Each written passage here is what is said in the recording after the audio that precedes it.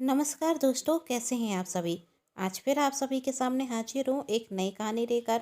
यह कहानी आप सभी को बहुत पसंद आने वाली है, इसे कहानी को पूरा जरूर सुनिएगा। कहानी का नाम है साजिश। जब गांव से आई सास को बहू ने बेचना चाहा वृद्धाश्रम, तो बेटे ने सिखाया सबक।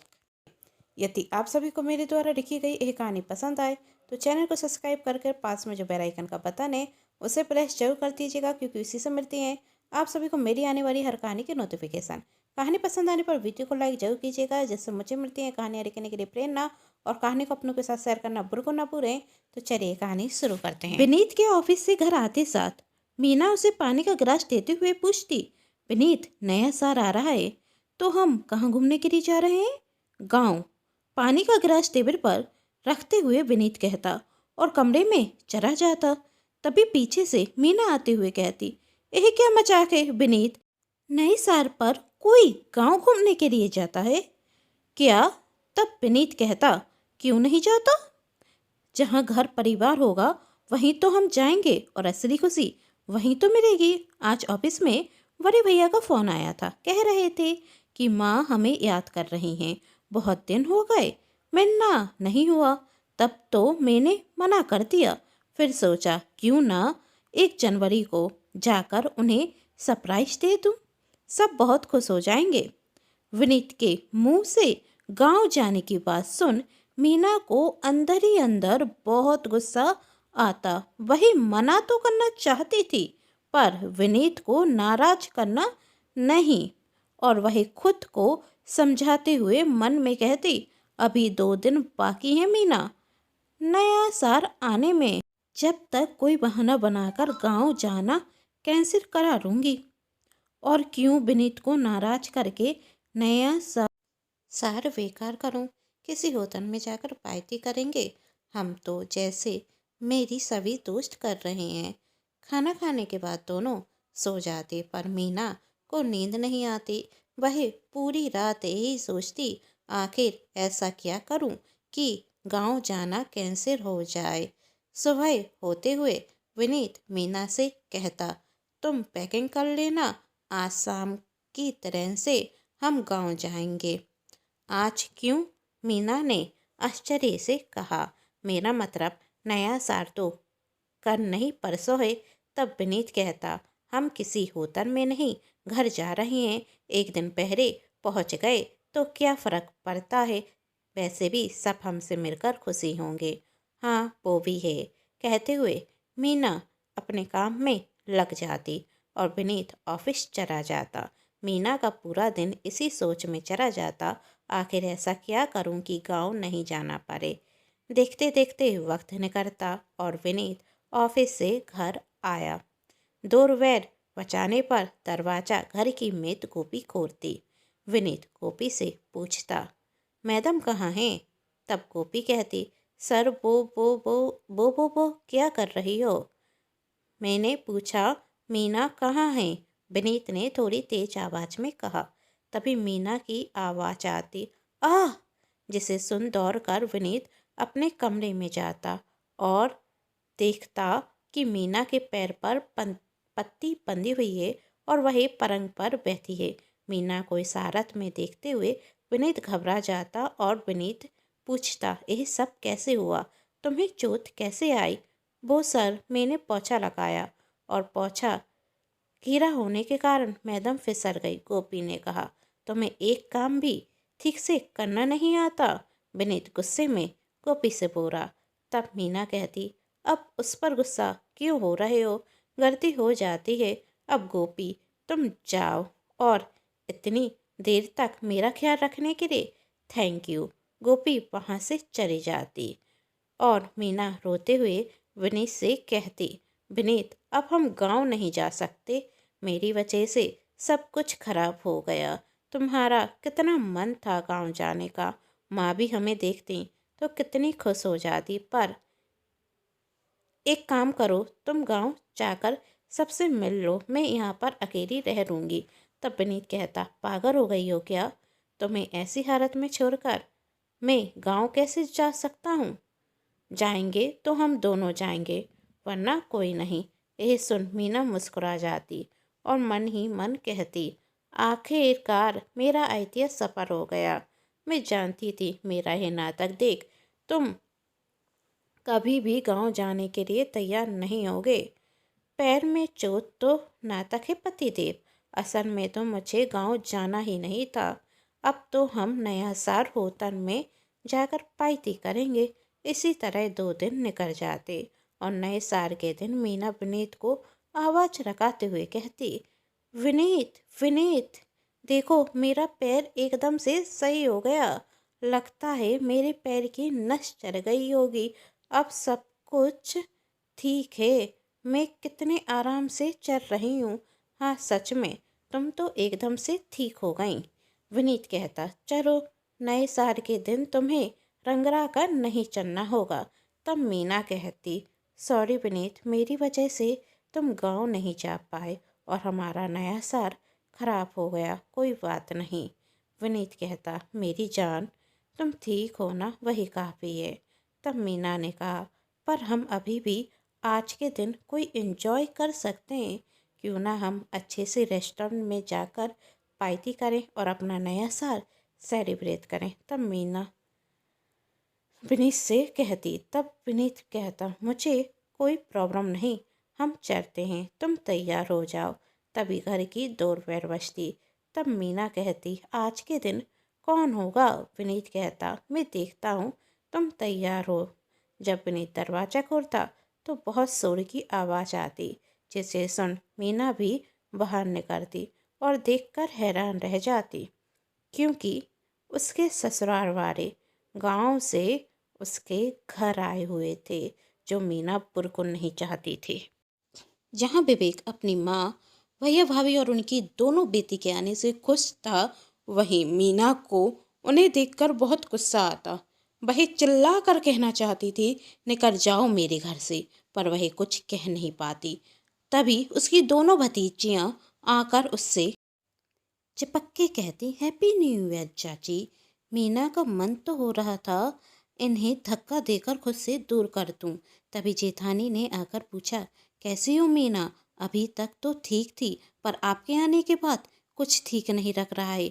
मीना कहना चाहती थी और बात में हल्की सी मुस्कान दिखा देती, पर मुस्कान से के पीछे कितना गुस्सा था उससे सब अनजान थे।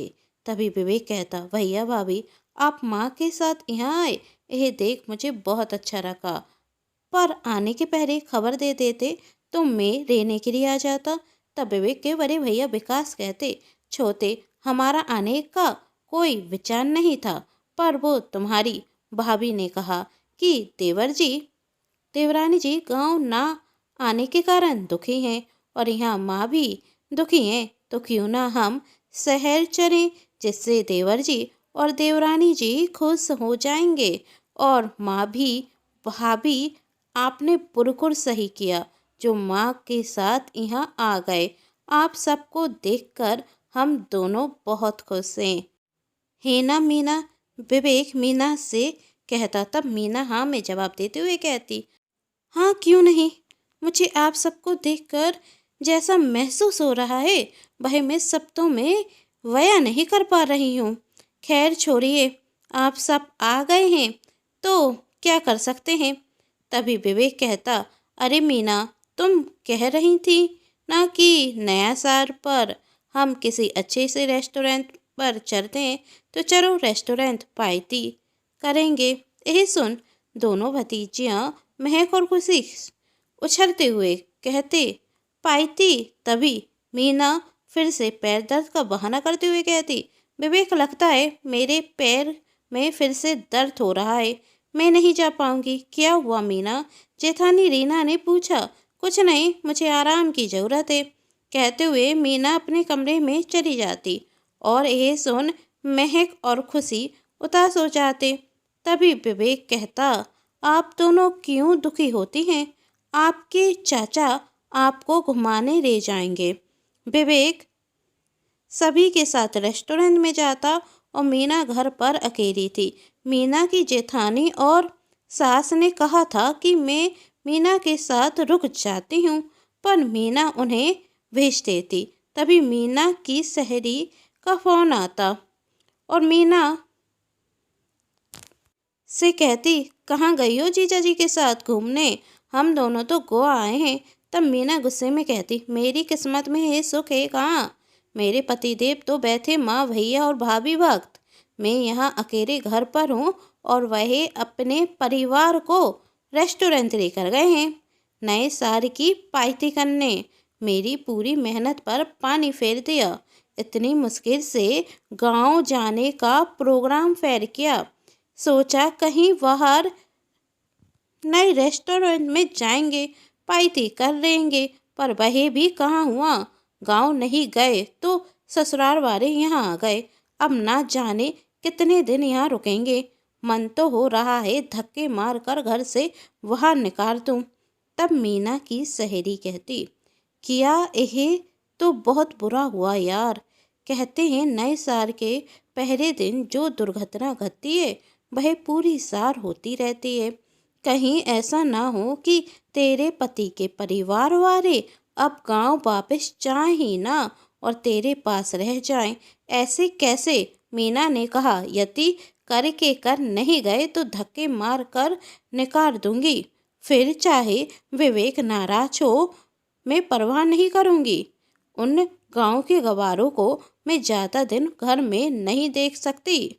कहते हुए मीना फ़ोन रख देती और विवेक भी घर आ जाता और मीना से कहता, तुम्हें पता है हम सब ने कितना एंजॉय किया। उस एंजॉय के बीच मैंने तुम्हें बहुत मिस किया, इसलिए मैं तुम्हारी फेवरेट आइसक्रीम लेकर आया हूँ और कुछ चॉकलेट भी। तुम्हें पसंद है ना? हाँ, मीना कहती और कहती, वैसे विवेक भैया भाभी माँ कब तक जा रहे हैं? तब विवेक मीना की तरफ आश्चर्य से देखता। तब मीना कहती, ऐसे क्यों देख रहे हो? मेरा मतलब कि देखो भाई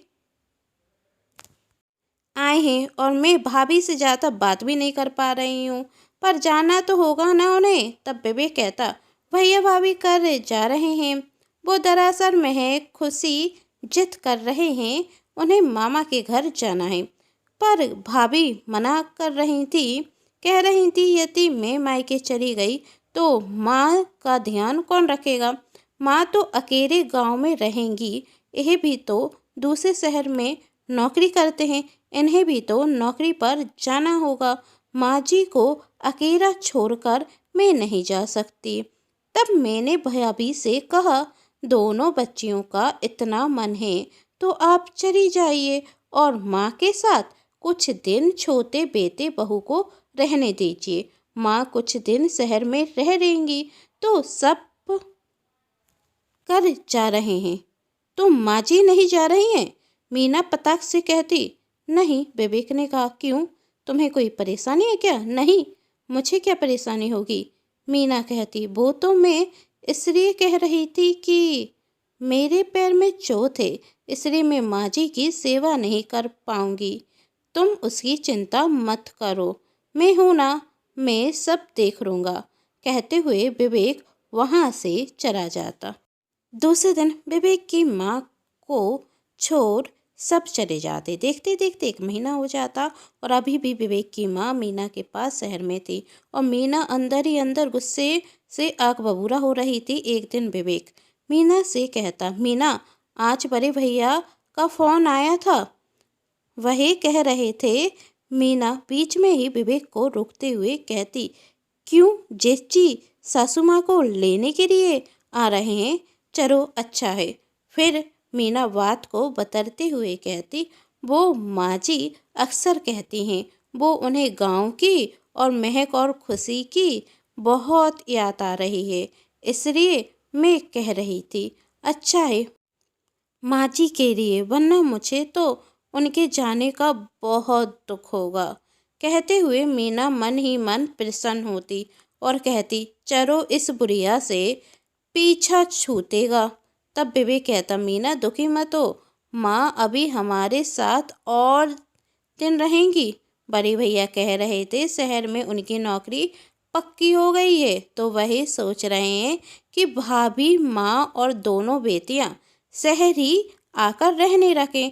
भाभी और दोनों बेटियां तो भाभी के मायके से उनके पास चली गई हैं, पर माँ को वह कुछ दिन बाद अपने साथ ले जाएंगे, जब तक वह वहाँ पर अपना खुद का घर देख लेंगे तो माँ को अपने साथ ले जाएंगे। अब तो गांव का घर बिक चुका है, तो माँ गांव कैसे जा सकती हैं? इसलिए कुछ दिन और हमें माँ के साथ रहने का सौभाग्य मिल गया है। विवेक कहता जा रहा था और मीना मन में सोचती, ये बुढ़िया 1 महीने से इस घर में रुकी है और अब भी जाने का नाम नहीं ले रही है। मुझे लगता है जेठ जी जेठानी जी चाहते ही नहीं यहाँ से ले जाना। उन्होंने तो अपनी आफत हम पर डाल दी और यह मेरे पति परमेश्वर हैं कि कुछ समझते नहीं, पर मैं अब और बर्दाश्त नहीं करूँगी। यदि यह गांव नहीं जाएंगी तो व्रत आश्रम जाएंगी, पर अब इस घर में नहीं रहेंगी।